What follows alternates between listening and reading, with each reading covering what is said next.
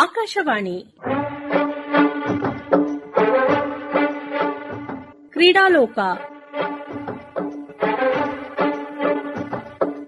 ಸಾಪ್ತಾಹಿಕ ಕ್ರೀಡಾ ಸಂಚಿಕೆ. ಕೇಳುಗರೆ, ಕ್ರೀಡಾ ಸಂಚಿಕೆಗೆ ಆತ್ಮೀಯವಾದ ಸ್ವಾಗತ. ಇಂದಿನ ಕ್ರೀಡಾ ಸಂಚಿಕೆಯಲ್ಲಿ ಅಂತಾರಾಷ್ಟ್ರೀಯ ಸ್ಕೇಟಿಂಗ್ ತರಬೇತುದಾರರು ಹಾಗೂ ವಿಶೇಷ ಒಲಿಂಪಿಕ್ಸ್ ಭಾರತದ ಆಯ್ಕೆ ಸಮಿತಿಯ ಸದಸ್ಯರಾದ ನಾಗಳ್ಳಿ ಅನಿಲ್ ಕುಮಾರ್ ಜೊತೆಗೆ ಸಂವಾದ.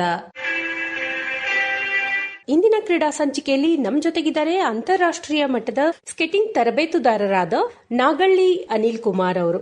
ನಾಗಳ್ಳಿ ಅನಿಲ್ ಕುಮಾರ್ ಅವರೇ, ಕಾರ್ಯಕ್ರಮಕ್ಕೆ ಆತ್ಮೀಯವಾದ ಸ್ವಾಗತ. ಧನ್ಯವಾದಗಳು. ಸರ್, ಸ್ಕೇಟಿಂಗ್ ಕ್ರೀಡೆಯತ್ತ ಆಸಕ್ತಿ ಹೇಗ್ ಬೆಳೀತು? ನಿಮ್ಮ ಹಿನ್ನೆಲೆಯನ್ನ ನೋಡೋದಾದ್ರೆ. ನಾನು 13 ವರ್ಷದಿಂದ ಈ ಲೈನ್ ಅಲ್ಲಿ ಬಂದಿದ್ದೀನಿ. ಅದ್ರ ಬಿಫೋರ್ ನಾನು ಬಳ್ಳಾರಿಯವನು. ಅಲ್ಲಿ ನಂದು ಪ್ರಿಂಟಿಂಗ್, ಅಡ್ವರ್ಟೈಸಿಂಗ್ ಆ ತರ ಲೈನ್ ಇತ್ತು. ನನಗೆ ಸ್ವಲ್ಪ ಕಾರಣಾಂತರಗಳಿಂದ ಹೆಲ್ತ್ ಸ್ವಲ್ಪ ಇಶ್ಯೂ ಆಗೋಯ್ತು. ನಾನು ಬೆಂಗಳೂರಿಗೆ ಶಿಫ್ಟ್ ಆದೆ.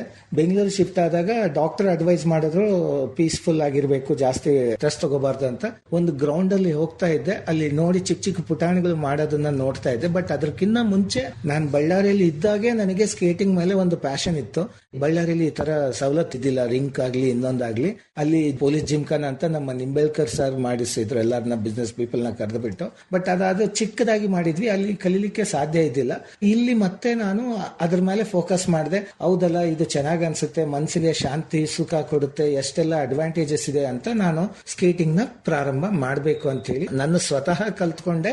ನಾನು ಎಲ್ಲಾ ಕ್ಲಬ್ಸ್ ಅಲ್ಲಿ ಹೋಗ್ಬಿಟ್ಟು, ಬಿಕಾಸ್ ಒಂದು ಕ್ಲಬ್ ಒಂದು ಜಾಗ ಬೇಕು. ಬೆಂಗಳೂರಲ್ಲಿ ಬಳ್ಳಾರಿಂದ ಬಂದಿರೋರಿಗೆ ಯಾರು ಟಕ್ ಅಂತ ಇಲ್ಲಿ ರಿಂಕ್ ಇದೆ ಮಾಡ್ಕೊಳ್ಳಿ ಅಂತ ಯಾರು ಏನು ಕೊಡಲ್ಲ. ಅದಕ್ಕಾಗಿ ನಾನು ಒಂದು 4-5 ಕ್ಲಬ್ಸ್ ಕೇಳ್ಕೊಂಡೆ. ಪಾಸಿಟಿವ್ ರೆಸ್ಪಾನ್ಸ್ ಬಂದಿಲ್ಲ. ಬಟ್ ಒಬ್ಬರು ಬಸವೇಶ್ವರ ನಗರ ಸ್ಪೋರ್ಟ್ಸ್ ಕ್ಲಬ್ ಅಂತ Shantala madam and Satish sir ಅಂತ ಇದ್ರು. ಅವರು ನನಗೆ ಅವಕಾಶ ಮಾಡಿಕೊಟ್ರು. ಅವಾಗ ಅವ್ರ ಕ್ಲಬ್ ಅಲ್ಲಿ ಕೋಚಿಂಗ್ ಇನ್ಸ್ಟ್ರಕ್ಟರ್ ಆಗಿ ಜಾಯ್ನ್ ಆದೆ. ನನಗೆ ಟೆಕ್ನಿಕಲ್ ಆಗಿ ಓದ್ಕೊಂಡು ಎಲ್ಲಾ ಡೆಪ್ತ್ ಅಲ್ಲಿ ನೋಡ್ಕೊಂಡು ಇದ್ರ ಬಗ್ಗೆ ಎಲ್ಲಾ ಫಾರಿನ್ ವಿಡಿಯೋಸ್, ಇಂಡಿಯಾ ಗೇಮ್ಸ್ ಎಲ್ಲದೂ ನೋಡಿ ನೋಡಿ ನೋಡಿ ತಿಳ್ಕೊಂಡು ಬುಕ್ಸ್ ಸ್ವಲ್ಪ ರೆಫರ್ ಮಾಡ್ಕೊಂಡು ನಾನು ಒಂದು ಮಟ್ಟಕ್ಕೆ ರೆಡಿ ಆಗಿದ್ದೆ. ಬಟ್ ಅದನ್ನ ಸ್ಕಿಲ್ ತೋರ್ಸ್ಲಿಕ್ಕೆ ನನಗೊಂದು ಜಾಗ ಅಂತ ಸಿಕ್ಕಿದ್ದಿಲ್ಲ. ಅಲ್ಲಿ ಅವಾಗ ಅವ್ರ ಹತ್ರ ಒಂದು 10-15 ಸ್ಟೂಡೆಂಟ್ ಇದ್ರು. ನನ್ನ ಶಕ್ತಿ ನಾನು ಟೆಕ್ನಿಕಲಿ ನಾನು ಏನೆಲ್ಲ ನೋಡ್ಕೊಂಡಿದ್ದೆ, ಕಲ್ತಿದ್ದೆ, ಅದನ್ನೆಲ್ಲ ಅಲ್ಲಿ ಬಳಸಿದೆ. ಸೊ ಒಂದು 3-4 ತಿಂಗಳಲ್ಲಿ ವಿ ರೀಚ್ಡ್ ಅರೌಂಡ್ 120 ಸ್ಟ್ರೆಂತ್ ಬರೋ ತರ ಮಾಡ್ಕೊಂಡೆ. ಅದು ಆ ಕ್ಲಬ್ಬಿನ ಚರಿತ್ರೆಯಲ್ಲೇ ಹೈಯೆಸ್ಟ್ ಸ್ಟ್ರೆಂತ್. ಸೊ 1 ತಾಸು 1.5 ತಾಸಲ್ಲಿ ನೀವು 100 ಮಕ್ಕಳನ್ನ ಹೆಂಗೆ ಮ್ಯಾನೇಜ್ ಮಾಡ್ತೀರಾ ಹಂಗೆ ಬರುತ್ತೆ. ನನ್ನ ಸ್ಕಿಲ್ ಇಂದ ನಾನು ಡಿಫರೆಂಟ್ ಆಗಿ ಯೂಸ್ ಮಾಡಿ ಎಲ್ಲಾ ಮಕ್ಕಳನ್ನ ಉತ್ತೀರ್ಣರಾಗಿ ಮಾಡ್ತಾ ಇದ್ದೆ, ಮೆಡಲ್ಸ್ ತರಿಸ್ತಾ ಇದ್ದೆ. ಅಲ್ಲಿವರೆಗೂ ಮಕ್ಕಳು ರೆಡಿ ಆಗ್ತಾ ಇದ್ರು. ಇನ್ನೊಂದು ಏನಾಯ್ತಂದ್ರೆ ಆ ಮಕ್ಕಳಲ್ಲಿ ನಗು, ಆ ಸಂತೋಷ, ಅದು ನೋಡ್ಬಿಟ್ಟು ನನಗೆ ಸಂತೋಷ ಆಗುತ್ತೆ. ಬಿಕಾಸ್ ಆಫ್ ದಟ್ ಹ್ಯಾಪಿನೆಸ್ ಏನಾಗುತ್ತೆ, ನಾವು ಎಷ್ಟೇ ಸಂಪಾದನೆ ಮಾಡಿ ಏನೇ ಮಾಡಿದ್ರು ಒಂದು ಮಗು ಮುಖದಲ್ಲಿ ಬರೋ ನಗುನ ನೋಡ್ಬಿಟ್ರೆ ನಿಮಗೂ ಆಗ್ಲಿ ಯಾರಿಗೇ ಆಗ್ಲಿ ಎಷ್ಟೋ ಸಂತೋಷ ಆಗುತ್ತೆ. ನನಗದು ಸಿಕ್ತು. ನನ್ನ ದೇವರು ಮಾಡಿದ್ದು ಇದಕ್ಕೆ ಅಂತ ಅವತ್ತು ಫಿಕ್ಸ್ ಆಗ್ಬಿಟ್ಟು ನಾನು ಫುಲ್ ಟೈಮ್ ಕೋಚಿಂಗ್ಗೋಸ್ಕರನೇ ನಿಂತ್ಕೊಂಡ್ಬಿಟ್ಟೆ ನಾನು ಅವತ್ತಿಂದ. ಸೊ ಅವತ್ತಿಂದ ನಂದು ಜರ್ನಿ ಸ್ಟಾರ್ಟ್ ಆಯ್ತು. 2013 ಹಂತವಾಗಿ ಬೆಳೀತಾ ಬೆಳೀತಾ ಬಂದು ಒಂದು 2019 ಅಲ್ಲಿ ನಮ್ದೇ ಸ್ವಂತ ಅಕಾಡೆಮಿನ ಇಟ್ವಿ. ಅದು ಆರ್ಯನ್ ಸ್ಕೇಟರ್ಸ್ ಅಂತ. ಅಂಡ್ ನಾನು ಹೆಮ್ಮೆ ಪಡ್ತೇನೆ, ನನ್ನ ಮಗ special child whose name is Aryan ಅಂತ. ಅವನು ಸ್ಪೆಷಲ್ ಚೈಲ್ಡ್ ಆಗಿ ಹುಟ್ಟಿದ್ದಕ್ಕೆ ಏನಪ್ಪ ದೇವ್ರೆ ಅಂತ ನಾನು ಯಾವತ್ತೂ ಚಿಂತೆ ಪಟ್ಟಿಲ್ಲ. ಅವನಿಗೆ ಒಂದು ಅವಕಾಶ ಎಲ್ಲೋ ಇರುತ್ತೆ, ಏನೋ ಒಂದು ಕೊಟ್ಟಿರ್ತಾನೆ. ಇಲ್ಲ ಅಂದ್ರೆ ನನಗೆ ಈ ಮಗನ ದೇವರು ಸುಮ್ಮನೆ ಕೊಟ್ಟಿಲ್ಲ ಅನ್ನೋದೊಂದು ಕ್ವಶನ್ ಮಾರ್ಕ್ ಇತ್ತು. ಬರ್ತಾ ಬರ್ತಾ ಗೊತ್ತಾಯ್ತು ಏನು ಅಂತ. ಬಿಕಾಸ್ ಅವನ್ನ ಎಲ್ಲಾರು ಅವಾಯ್ಡ್ ಮಾಡಿದ್ರು. ಒಂದು ಸ್ಕೂಲಿಂದಾನು ಇಲ್ಲ ಇವನು ಇಲ್ಲಿ ಓದಕ್ಕಾಗಲ್ಲ, ನೀವು ಬೇರೆ ಕಡೆ ಹಾಕ್ಬೇಕು, ಅನ್ನೋ ಸ್ಪೆಷಲ್ ಸ್ಕೂಲ್ಗೆ ಹಾಕ್ಬೇಕು, ಇಲ್ಲಿ ಇನ್ನೊಂದ್ ಕಡೆ ಹಾಕ್ಬೇಕಂತ ಎಲ್ಲಾ ಪ್ರಯತ್ನಗಳು ಪಟ್ವಿ. ಎಲ್ಲಿ ಸಕ್ಸಸ್ ಅನ್ನೋದು ರೀಚ್ ಆಗಿಲ್ಲ. ಲಾಸ್ಟಿಗೆ ಹಿಂಗೆ ಕುತ್ಕೊಂಡು ಮಾತಾಡ್ತಾ ಇದ್ದಾಗ ಮನೆಯಲ್ಲಿ ಅವ್ನಿಗೆ ಏನ್ ಇಂಟ್ರೆಸ್ಟ್ ಅದ್ರ ಮೇಲೆ ಫೋಕಸ್ ಮಾಡೋಣ ಅಂತ ಮಾತಾಡ್ತಾ ಇದ್ವಿ. ಸುರೇಶ್ ರಾವ್ ಅಂತ ತಜ್ಞರು ಇದಕ್ಕೆ, ಅವರು ಅದೇ ಮಾತಂದ್ರು, ಅವನಿಗೆ ಏನ್ ಇಂಟ್ರೆಸ್ಟ್ ಇದೆ ಅದ್ರ ಮೇಲೆ ಫೋಕಸ್ ಮಾಡಿ, ಓದೋದು ಬರೆಯೋದು ಅವನಿಗೆ ಸಾಧ್ಯ ಇಲ್ಲ, ಕಷ್ಟ ಇದೆ ಅಂತಂದ್ರು. ಸರಿ ಅಂತ ಹೇಳ್ಬಿಟ್ಟು ಇನ್ನು ಅವತ್ತು ನಾನು ಸ್ಟೆಪ್ ತಗೊಂಡೆ. ಅವನಿಗೆ ಅವತ್ತಿಂದ ನಾವು ಸ್ಕೇಟಿಂಗ್ ಮೇಲೆ ಫೋಕಸ್ ಮಾಡಿಸ್ತಾ ಕಲಿಸ್ತಾ ಬಂದ್ಕೊಂಡ್ವಿ. ಸೊ ಸತತವಾಗಿ 8 ವರ್ಷ ಪ್ರಾಕ್ಟೀಸ್ ಕೊಟ್ಟ ಮೇಲೆ ಈ ಬಿಕಮ್ ಎ ಪ್ರೊಫೆಷನಲ್ ಸ್ಕೇಟರ್ ತರ ರೆಡಿ ಆದ. ಅದೇ ತರ ನಾವು ಇನ್ನೂ ಬೇರೆ ಸ್ಪೆಷಲ್ ಮಕ್ಕಳಿಗೂ ಕಲಿಸ್ತೀವಿ. ಅದು ನಮ್ದು ಸ್ಪೆಷಾಲಿಟಿ. ಯಾಕೆ ಅಂದ್ರೆ we are trained by special Olympics. ನಾವು ಟ್ರೈನಿಂಗ್ ತಗೊಂಡಿರೋದು ಒಂದು ಸ್ಪೆಷಲ್ ಒಲಿಂಪಿಕ್ ಇಂದಾನು ತಗೊಂಡಿದೀವಿ. ಅಲ್ಲಿ ಬರೀ ಈ ಸ್ಪೆಷಲ್ ಮಕ್ಕಳಿಗೆ ಮಾತ್ರ, ಸ್ಪೆಷಲ್ ಮಕ್ಕಳು ಅಂದ್ರೆ ಇಂಟೆಲೆಕ್ಚುಯಲ್ ಡಿಸಬಿಲಿಟಿ ಇರೋಂತ ಮಕ್ಕಳಿಗೆ, ವಿಶೇಷ ಚೇತನ ಮಕ್ಕಳು, ಅಂತ ಮಕ್ಕಳಿಗೆ ಮಾತ್ರ ಆ ಫೆಡರೇಷನ್ ಇದೆ.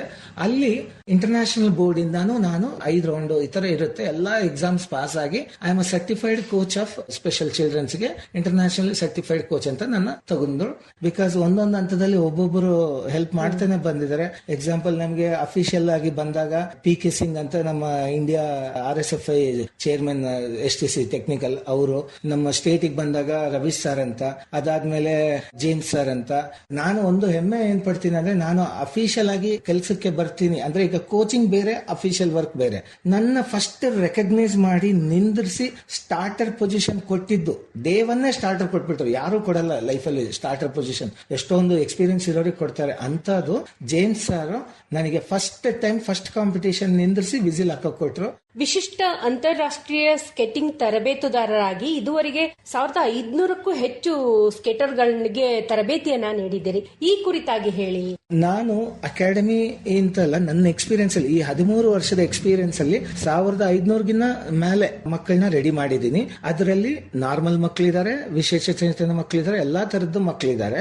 ಅವ್ರನ್ನೆಲ್ಲರದಲ್ಲಿನೂ ಒಂದು ಉನ್ನತ ಪ್ರೊಫೆಷನಲ್ ಸ್ಕೇಟರ್ಸ್ ಅನ್ನೋದು ಮಾಡಿದ್ದೀನಿ. ಆಮೇಲೆ ನ್ಯಾಷನಲ್ ಪ್ಲೇಯರ್ಸ್ ಮಾಡಿದ್ದೀನಿ, ಡಿಸ್ಟ್ರಿಕ್ಟ್ ಮಾಡಿದ್ದೀನಿ, ಸ್ಟೇಟ್ ಮಾಡಿದ್ದೀನಿ, ಇಂಟರ್ನ್ಯಾಷನಲ್ ಮಾಡಿದ್ದೀನಿ. ಇದರಲ್ಲಿ ನನಗೆ ಸಮಾಧಾನ ಆಗಿರೋದು ಜೀವನದಲ್ಲಿ ಹುಟ್ಟಿ ಸಾರ್ಥಕ ಆಗಿದ್ದಪ್ಪ ಅಂತ. ಈ ವಿಶೇಷ ಚೇತನ ಮಕ್ಕಳಿಗೆ ಕಲ್ಸೋದೇ ದೊಡ್ಡ ಕಷ್ಟ ಅಂತ ಎಲ್ಲರೂ ಭಾವನೆ ಮಾಡ್ತಾರೆ. ಹೌದು ಸರ್, ಯಾಕಂದ್ರೆ ಸಾಮಾನ್ಯ ಮಕ್ಕಳಿಗಾದ್ರೆ ನೀವು ಹೇಳ್ಕೊಟ್ಬಿಡ್ಬೋದು, ಅವ್ರಿಗೊಂಥರ ವಿಶೇಷವಾದ ತರಬೇತಿನೇ ಬೇಕಾಗುತ್ತೆ. ಯಾವ ರೀತಿ ಅವರಿಗೆ ತರಬೇತಿ ಕೊಟ್ರಿ? ಈಗ ಇಂಟರ್ನ್ಯಾಷನಲ್ ಪ್ಲೇಯರ್ಸ್ ಎಲ್ಲ ಇದ್ದಾರೆ ನಿಮ್ಗೆ, ವಿಶೇಷ ಚೇತನರು. ಯಾವ ರೀತಿ ತರಬೇತಿ ಕೊಟ್ರಿ? ಮತ್ತೆ ನೀವು ಅವರಿಗೆ ಕಲಿಸುವಾಗ ಏನು ಸಮಸ್ಯೆಗಳನ್ನ ಎದುರಿಸಿದ್ರಿ? SOBK ಅಂದ್ರೆ ಸ್ಪೆಷಲ್ ಒಲಿಂಪಿಕ್ ಭಾರತ್ ಕರ್ನಾಟಕ ಅಂತ ಇದೆ. ಅದರಲ್ಲಿ ಅಮರೇಂದ್ರ ಸರ್ ಅಂತ ಸ್ಪೋರ್ಟ್ಸ್ ಡೈರೆಕ್ಟರ್ ಆಗಿದ್ರು, ಈಗ ಏರಿಯಾ ಡೈರೆಕ್ಟರ್ ಆಗಿದ್ದಾರೆ.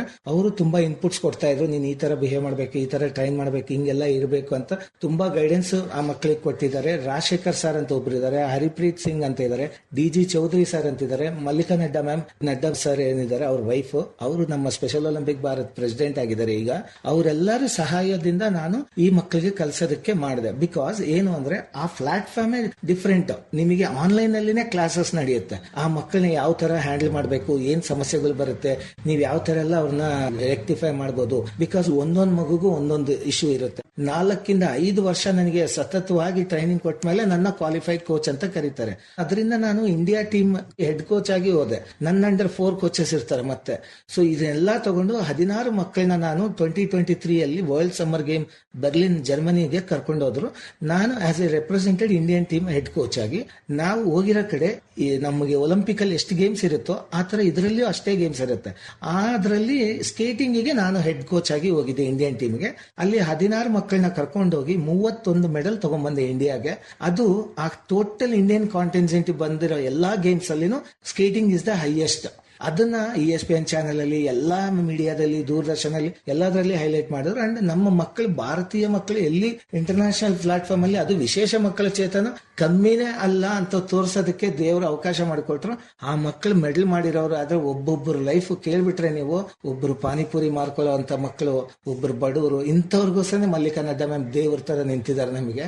ಆ ಮಕ್ಕಳಿಗೆ ಒಂದು ಪ್ಲಾಟ್ಫಾರ್ಮ್, ಅವ್ರಿಗೆ ಅಂತ ಒಂದು ಕಾಸು ಅಂದ್ರೆ ಒಂದು ಮೆಡಲ್ ತಗೊಂಡ್ಬಂದ್ರೆ 5 ಲಕ್ಷ ರೂಪಾಯಿ ಬರುತ್ತೆ. ಪಾನಿಪುರಿ ಮಾರ್ಕೊಳ್ಳೋ ಮಕ್ಕಳಿಗೆ 5 ಲಕ್ಷ ರೂಪಾಯಿ ಬಂದ್ರೆ ಲೈಫ್ ಸೆಟಲ್ ತಾನೆ. ತಂದೆ ಅಂದ್ರೆ ಅವ್ರ ತಂದೆ ತಾಯಿ ಎಲ್ಲ ಆರ್ಥಿಕವಾಗಿ ಬಹಳ ಕೆಳಮಟ್ಟದಲ್ಲಿದ್ರು ಅಂತ ಮಕ್ಕಳನ್ನ ನೀವು ಆರಿಸಿ ಇದು ಮಾಡ್ಕೊಂಡು. ಅಂದ್ರೆ ತರಬೇತಿ ಹೇಗಿದೆ? ತರಬೇತಿ ಹೆಂಗಿರುತ್ತೆ ಅಂದ್ರೆ ಬೇಸಿಕ್ಸ್ ಅವ್ರವ್ರ ಸ್ಟೇಟ್ ಅಲ್ಲಿ ಅವ್ರವ್ರದ್ದು ನಡೆಯುತ್ತೆ.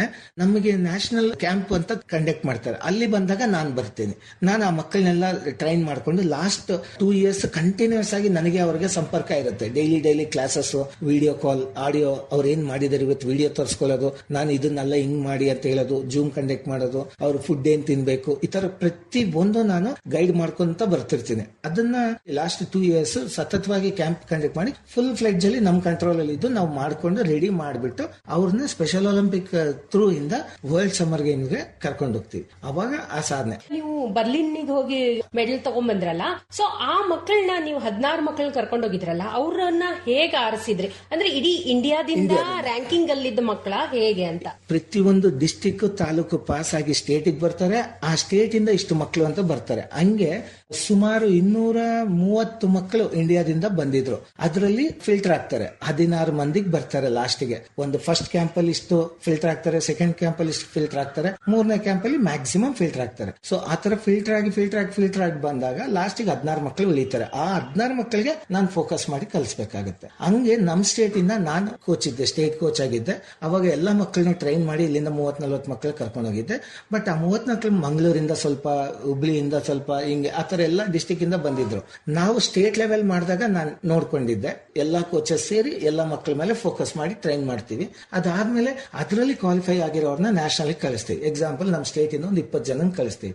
ಆತರ ಬಂದಿರೋ ಕೋಟಾ ಇರುತ್ತೆ, ಇಷ್ಟು ಜನ ಬರಬೇಕು ನಿಮ್ ಸ್ಟೇಟ್ ಇಂದ ಅಂತ. ಆ ಕೋಟಾ ಪ್ರಕಾರ ಮಕ್ಕಳನ್ನ ಆಯ್ಕೆ ಮಾಡಿ ಕಳಿಸ್ತಾರೆ. ಅಲ್ಲಿ ಅವರು ಟೋಟಲ್ ಬಂದಿರೋ ಸ್ಟ್ರೆಂತ್ ಅಲ್ಲಿ ಪರ್ಫಾರ್ಮೆನ್ಸ್, ಟೈಮಿಂಗ್ ಎಲ್ಲ ನೋಡ್ಕೊಂಡು ಅದ್ರ ಪ್ರಕಾರ ಒಬ್ಬೊಬ್ಬರನ್ನ ಫಿಲ್ಟರ್ ಮಾಡ್ಕೊಂತ ಬರ್ತಾರೆ. ಹಂಗೆ ನಮಗೆ ಒಂದು ಪ್ರಾಸೆಸ್ ಬಹಳ, ಅದು ಒಂದು ಉನ್ನತ ಮಟ್ಟ. ಇದು ನಾನು ನೀವು ಇನ್ನೊಂದು ಎಲ್ಲ ಸಾಫ್ಟ್ವೇರ್ ಬೇಸ್ಡ್.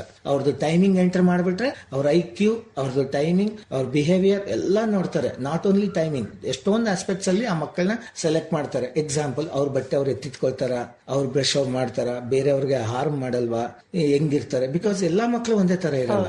ಈ ತರ ಚಿಕ್ಕದನ್ನು ಕ್ರಾಸ್ ಚೆಕ್ ಮಾಡಿ ಟೈಮ್ ತಗೊಂಡು 4 ವರ್ಷಕ್ಕೆ ಒಂದ್ಸತಿ ವರ್ಲ್ಡ್ ಗೇಮ್ಸ್ ಅಂತ ಬರುತ್ತೆ. ಅದಕ್ಕೆ ಆ ಮಕ್ಕಳು ಆಯ್ಕೆಯಾಗಿ ಬರ್ತಾರೆ. ಹೆಡ್ ಕೋಚ್ ಆಗಿ ಹೋಗಿದ್ದಕ್ಕೆ ತುಂಬಾ ಅದೃಷ್ಟ ಮಾಡ್ಕೊಂಡಿದ್ದೀನಿ. ನನ್ನ ತಂದೆ ತಾಯಿ ಆಶೀರ್ವಾದ, ಈ ಎಲ್ಲಾ ಅಸೋಸಿಯೇಷನ್ಸ್ ಆಶೀರ್ವಾದ, ಎಸ್ಪೆಷಲಿ ಈ ಮಕ್ಕಳು ಇದ್ದಿದ್ದಕ್ಕೆ ನಾನು ಇವತ್ತು ಈ ಸ್ಥಾನಕ್ಕೆ ಬಂದೆ. ಈ ಮಕ್ಕಳೇ ಇಲ್ಲ ಅಂದ್ರೆ ನಾನಿಲ್ಲ. ಈ ಸ್ಪೆಷಲ್ ಮಕ್ಕಳೇ ನನಗೆ ಒಂದು ಎಕ್ಸಾಂಪಲ್. ಅವರಿಂದಾನೇ ನಾನು ಹೇಳೋಕೆ ಇಷ್ಟಪಡ್ತೇನೆ. ಸರ್, ಈಗ ಬಹಳಷ್ಟು ಜನರಿಗೆ ಅವರಿಗೆ ಯಾವ ರೀತಿ ತರಬೇತಿ ಕೊಡೋದು ಅನ್ನೋದು ಗೊತ್ತಿರಲ್ಲ. ಸ್ಪೋರ್ಟ್ಸ್ ಅಲ್ಲಿ ಹಾಕೋದೇ ಇಲ್ಲ ವಿಶೇಷ ಚೇತನ ಮಕ್ಕಳು. ಈಗ ನೀವು ಸ್ಪೋರ್ಟ್ಸ್ ಅಲ್ಲಿ ಆ ಮಕ್ಕಳನ್ನು ತಗೊಂಡ್ಬರ್ಬೇಕು. ವಿಶೇಷವಾಗಿ ಸ್ಕೆಟಿಂಗ್ ಅಲ್ಲಿ ಅಂತಂದ್ರೆ, ಈಗ ಒಬ್ಬ ಮಗು ನಿಮ್ಮ ಹತ್ರ, ವಿಶೇಷ ಚೇತನ ಮಗು ನಿಮ್ಮ ಹತ್ರ ಬಂದಿದೆ, ಮೊದಲನೇದಾಗಿ ಏನ್ ನೋಡ್ತೀರಾ ಆ ಮಗುನ ಹತ್ರ? ನಾನು ಹೇಳ್ತಿರೋದು ವಿಶೇಷ ಚೇತನ ಮಕ್ಕಳಿಗೆ ಬೇರೆ ಏನೇ ಕಲಿಸಿದ್ರು ಸ್ಪೋರ್ಟ್ಸ್ ನ ಸಪೋರ್ಟ್ ಮಾಡಿ. ಯಾಕೆ ಅಂದ್ರೆ ಫೋಕಸಿಂಗ್ ಅನ್ನೋದು ಡೆವಲಪ್ ಆಗುತ್ತೆ. ಲೆಂತ್ ಅಂಡ್ ಲೈನ್ ಅಂತ ಏನ್ ಕರಿತೀವಿ, ನಮ್ ಫೋಕಸಿಂಗ್ ಶಾರ್ಪ್ ಆಗೋದು. ಎಷ್ಟೊಂದ್ ಮಕ್ಕಳು ಡಾಕ್ಟರ್ಸ್ ನನ್ನ ಕರ್ಕೊಂಡ್ ಬಂದಿದ್ದಾರೆ, ಈ ಮಗು ಮನೆಯಲ್ಲೇ ಇದ್ದಂಗೆ ಆಗೋಗಿದೆ, ಇಲ್ಲ ನಮ್ಮ ಮಗ ಸ್ಪೆಷಲ್ ಚೈಲ್ಡ್, ಅವ್ನಿಗೆ ಏನು ಗೊತ್ತಾಗ್ತಿಲ್ಲ, ಈ ತರದ್ದೇ ನನ್ನ ಹತ್ರ ಟ್ರೈನಿಂಗ್ ತಗೊಂಡಿದ್ದಾರೆ. ಸೊ ನನ್ನ ಹತ್ರ ಬಂದು ಚೇಂಜ್ ಆಗಿ ನಾರ್ಮಲ್ ಮಕ್ಕಳಿಗೆ ಕನ್ವರ್ಟ್ ಆಗಿರೋರು ಇದ್ದಾರೆ, ಒಂದು ಮಟ್ಟಕ್ಕೆ ಚೇಂಜ್ ಆಗಿರೋರು ಇದ್ದಾರೆ. ಆಮೇಲೆ ಅವರು ಹಠ, ಮನೆಯಲ್ಲಿ ಜಾಸ್ತಿ ಹಠ ಮಾಡ್ತಿರ್ತಾರೆ, ಅಂತದೆಲ್ಲ ಬಿಟ್ಟಿದ್ದಾರೆ. ನಾನು ಅದಕ್ಕೆ ಹೇಳ್ತೀನಿ, ಯಾವಾಗಾದ್ರೂ ನನ್ನ ಹತ್ರ ಜಾಯ್ನ್ ಆಗಕ್ ಬಂದಾಗ ಊಟ ಮಾಡಲ್ಲ, 4 ಹತ್ರ ಮಿಂಗಲ್ ಆಗಲ್ಲ, ಓದಲ್ಲ, ಹಠ ಮಾಡ್ತಾರೆ, ಏನು ಕಂಟ್ರೋಲ್ ಸಿಗ್ತಾ ಇಲ್ಲ, ಇಂಥವ್ ಏನೇ ಸಬ್ಜೆಕ್ಟ್ಸ್ ಇದ್ರು ಒಂದ್ ಕಡೆ ಪೇಪರ್ ಅಲ್ಲಿ ಬರ್ಕೊಳ್ಳಿ, 1.5 ತಿಂಗಳು ನನಗೆ ಟೈಮ್ ಕೊಡಿ, ನಿಮ್ ಮಗುವಲ್ಲಿ ನೀವ್ ಏನೇನ್ ಚೇಂಜಸ್ ಮಾಡಿದ್ರೆ ನನಗೆ ಬಂದ್ ಹೇಳಿ ಅಂತ. ಈ ಗೇಮ್ ಏನಾಗುತ್ತೆ ಅಂದ್ರೆ ಮೈಂಡ್ ಅಂಡ್ ಬಾಡಿ ಬೋತ್. ಈಗ ನೀವು ಯಾವ್ದೇ ಸ್ಪೋರ್ಟ್ಸ್ ತಗೊಳ್ಳಿ, ಎಲ್ಲದಕ್ಕಿಂತ 10x ಜಾಸ್ತಿ ಇದು. ಯಾಕೆ ಅಂದ್ರೆ ಈಗ ಕ್ರಿಕೆಟ್ ಆಡಿದ್ರೆ ಕೈ ಮೇಲೆ ಜಾಸ್ತಿ, ಕಾಲ್ ಮೇಲೆ ಅಷ್ಟೇ. ಚೆಸ್ ತಗೊಂಡ್ರೆ ನಮ್ ಬ್ರೈನ್ ಗೇಮು ಹಂಗೆ. ಬಟ್ ಇದು ಬಂದ್ಬಿಟ್ಟು ಬ್ರೈನ್ ಅಂಡ್ ಬಾಡಿ ಎಲ್ಲಾನು ಸಿಂಕ್ ಆಗಿರ್ಬೇಕು. ಹಂಗಾಗಿ ಮಕ್ಕಳು ಓವರ್ ಆಲ್ ಡೆವಲಪ್ಮೆಂಟ್ ನ ನೀವು ನೋಡೋದು ಈ ಸ್ಪೋರ್ಟ್ ಅಲ್ಲೇ. ಬೇರೆ ಸ್ಪೋರ್ಟು ಇದೆ, ಇದು ಇನ್ ಸ್ವಲ್ಪ ಜಾಸ್ತಿ. ಅಂದ್ರೆ ಬ್ಯಾಲೆನ್ಸಿಂಗ್ ಗೇಮ್, ಬ್ಯಾಲೆನ್ಸ್ ಮಾಡುತ್ತೆ. ಎಕ್ಸಾಂಪಲ್, ಒಂದು ದಾರದ ಮೇಲೆ ನಿಂತ್ಕೊಳ್ಳೋದು, ನಾನು ಎಷ್ಟು ಹೇಳ್ಕೊಟ್ರು ನಿಂದ್ರವನಿಗೆ ಗೊತ್ತು ನೋವು ಹೆಂಗಿರುತ್ತೆ ಅಂತ. So that is the beauty of this game. So ಅದಕ್ಕೆ ನಾವ್ ಏನ್ ಹೇಳ್ತೀವಿ ಅಂದ್ರೆ, ಈ ಮಕ್ಕಳ ಚೇಂಜಸ್ ಅನ್ನೋದನ್ನ ಈ ಗೇಮ್ ಅಲ್ಲಿ ನೀವು ನೋಡ್ಲಿಕ್ಕೆ ಸಾಧ್ಯ ಇದೆ. ಬಹಳಷ್ಟು ಮಕ್ಕಳು ನಮ್ಮ ಮಗು ಸ್ಪೆಷಲ್ ಚೈಲ್ಡ್, ಅವ್ನು ಎಲ್ಲಿ ನಿಂತ್ಕೊಳ್ತಾನೆ, ಎಲ್ಲಿ ಮಾಡ್ತಾನೆ ಅಂತ, ಅದನ್ನ ಬಿಟ್ಬಿಡಿ. ಧೈರ್ಯ ತಗೊಂಡ್ ಬನ್ನಿ, ನನ್ನ ಮಗ ಎಲ್ಲಾದ್ರೂ ಸಾಧನೆ ಮಾಡ್ತಾನೆ, ಅವ್ನ ಏನಾದ್ರೂ ಮಾಡಬಲ್ಲ ಅನ್ನೋ ಧೈರ್ಯ ಫಸ್ಟ್ ನಿಮ್ಮಲ್ಲಿ ಬರ್ಲಿ.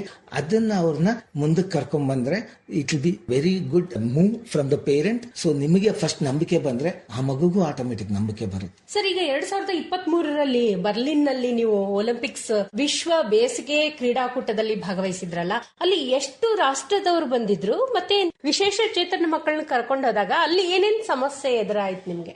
ಅಲ್ಲಿ 198 ದೇಶ ಬಂದಿದ್ದು.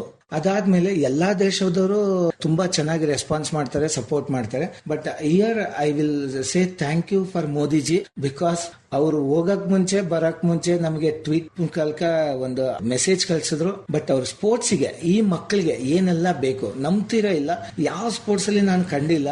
ಅವ್ರ ಮನೆ ಆಟೋ ಹತ್ತೋದ್ರಿಂದ ಮತ್ತೆ ಮನೆಗೆ ರೀಚ್ ಆಗೋವರೆಗೆ ₹1 ಪೇರೆಂಟ್ ಇಂದ ಖರ್ಚು ಮಾಡಕ್ ಬಿಡಲ್ಲ. ಪ್ರತಿ ಒಂದು special Olympic Bharat, Sai sports authority of India, government of India ಇವರೆಲ್ಲ ಸಹಯೋಗದಿಂದ ಬಹಳಷ್ಟು ಸ್ಪಾನ್ಸರ್ಸ್ ಮುಂದೆ ಬರ್ತಾರೆ. ಹಂಗೆ ಎಲ್ಲರನ್ನ ಸೇರ್ಕೊಂಡು ಆ ಮಕ್ಕಳನ್ನ ಕರ್ಕೊಂಡ್ ಬಂದಿದೀವಿ. ಫ್ಲೈಟ್ ಅನ್ನೋದೇ ನೋಡಿರಲ್ಲ, ಎಷ್ಟು ಫ್ಲೈಟ್ಸ್ ಎತ್ಸಿದೀವಿ, ಎಷ್ಟು ಸತಿ. ಆಮೇಲೆ not only for the international I am saying, ಈಗ ನಾನು ಬೆಂಗಳೂರು, ನಾನು ಡೆಲ್ಲಿಯಲ್ಲಿ ಕ್ಯಾಂಪ್ ಇರುತ್ತೆ, 24 ಅವರ್ಸ್ಗಿನ ಮೇಲೆ ತಾನೆ. ಸೊ ಕಂಪಲ್ಸರಿ ಫ್ಲೈಟ್ ಬೆಂಗಳೂರಿಗೆ. ನನ್ನ ಮನೆಯಿಂದ ಕ್ಯಾಬ್ ಅವರೇ ಕೊಡ್ತಾರೆ, ಕ್ಯಾಬ್ ಫ್ಲೈಟ್ ಅವರೇ ಮಾಡ್ತಾರೆ, ಟಿಕೆಟ್ ಅವರೇ ಮಾಡಿ ಮನೆಗೆ ಕಳಿಸ್ತಾರೆ, ಎಲ್ಲ ಅವರೇ ಮಾಡ್ತಾರೆ. ಎಲ್ಲೆಲ್ಲಿ ₹1 ಆ ಮಕ್ಕಳಿಗಾಗ್ಲಿ ಆ ಪೇರೆಂಟ್ಗಾಗ್ಲಿ ಬರ್ಡನ್ ಅನ್ನೋದಿಲ್ಲ. ಮಾಡಿದ್ರೂನ ಬಿಲ್ಸ್ ಕೊಡಿ, ಇಮಿಡಿಯೇಟ್ ಪೇಮೆಂಟ್ ಆಗ್ಬಿಡುತ್ತೆ. ಅಷ್ಟು ಬ್ಯೂಟಿ ಇದೆ ಸ್ಪೆಷಲ್ ಒಲಿಂಪಿಕ್ ಭಾರತ್ ಅಲ್ಲಿ. This is what I felt very great about the sport and the support for the special needs. ಈಗ ಬೆಂಗಳೂರು ಓಕೆ ಎಲ್ಲ ನಡೆಯುತ್ತೆ, ಸಿಟಿಯಲ್ಲಾದ್ರೆ ಸ್ಕೇಟಿಂಗ್ ಅನ್ನೋದು ಬಹಳ ಪ್ರಚಲಿತದಲ್ಲಿದೆ.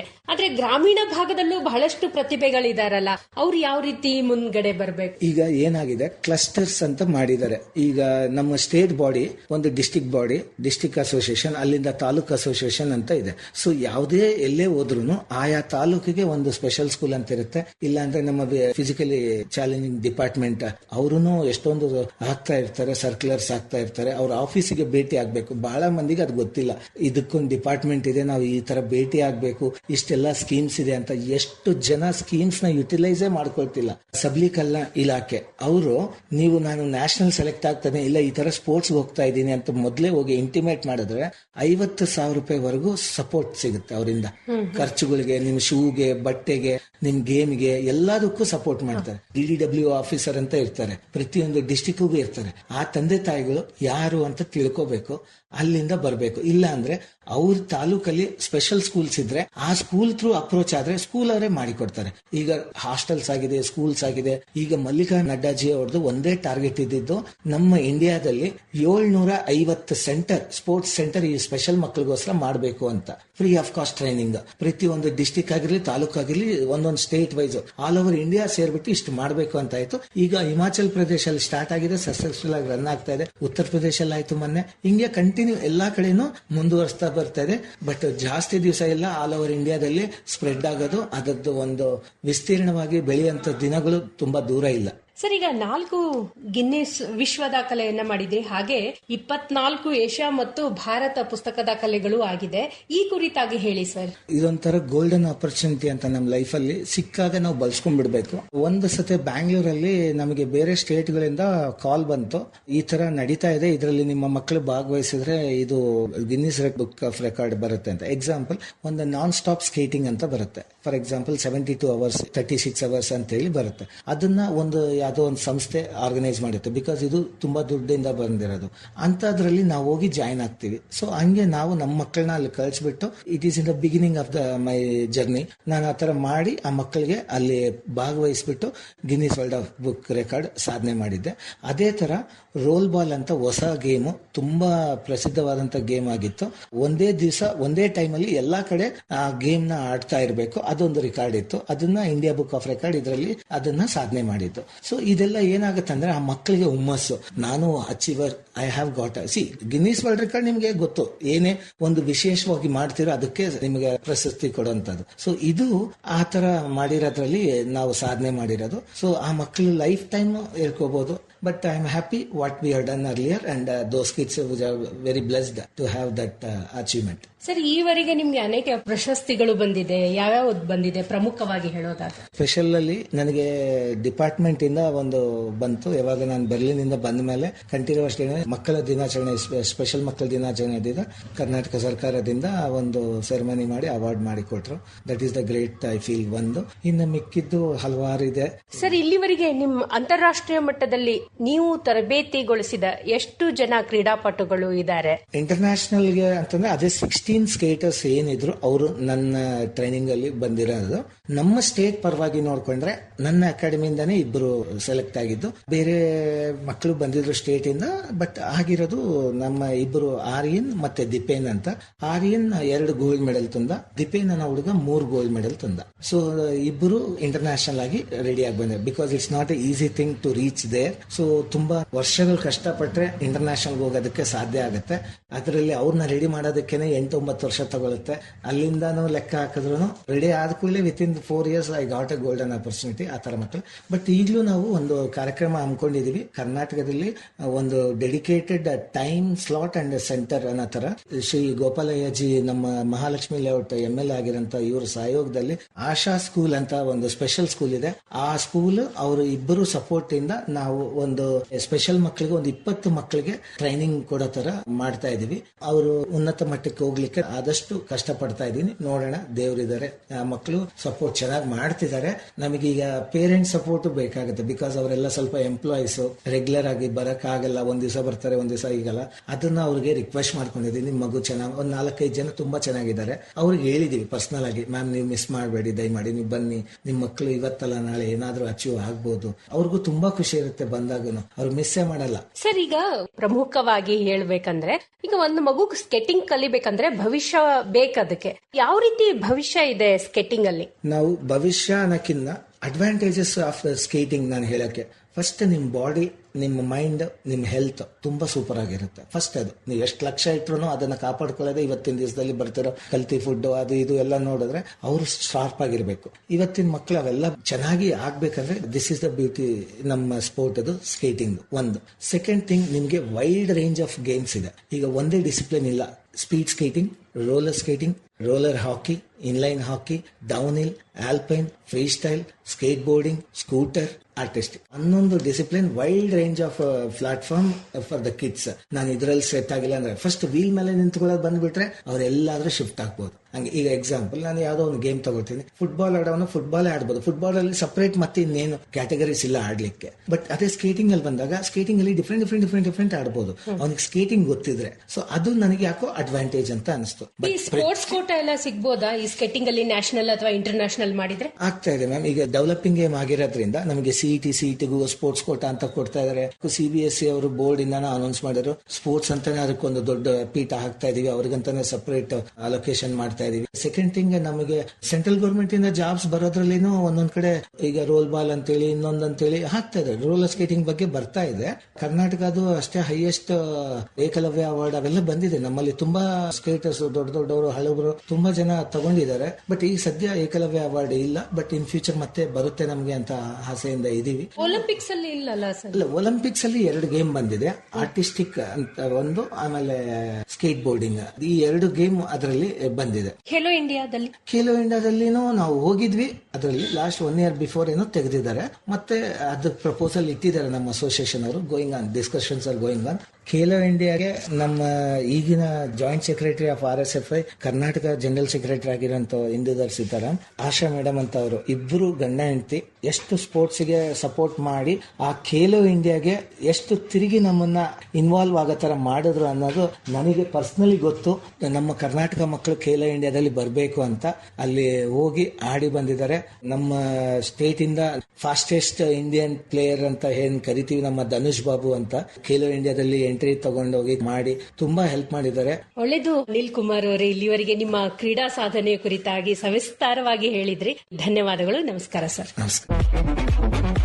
ಅಂತಾರಾಷ್ಟ್ರೀಯ ಸ್ಕೇಟಿಂಗ್ ತರಬೇತುದಾರರು ಹಾಗೂ ವಿಶೇಷ ಒಲಿಂಪಿಕ್ಸ್ ಭಾರತದ ಆಯ್ಕೆ ಸಮಿತಿಯ ಸದಸ್ಯರಾದ ನಾಗಳ್ಳಿ ಅನಿಲ್ ಕುಮಾರ್ ಜೊತೆಗಿನ ಸಂವಾದವನ್ನ ಕೇಳಿದ್ರಿ. ಪ್ರಸ್ತುತಿ ಭಾರತಿ ನಾಗರಮಠ್, ನಿರ್ವಹಣೆ ಜ್ಯೋತಿ ದಾಸ್. ಇದಾಗಿತ್ತು ಕ್ರೀಡಾಲೋಕ ಕಾರ್ಯಕ್ರಮ.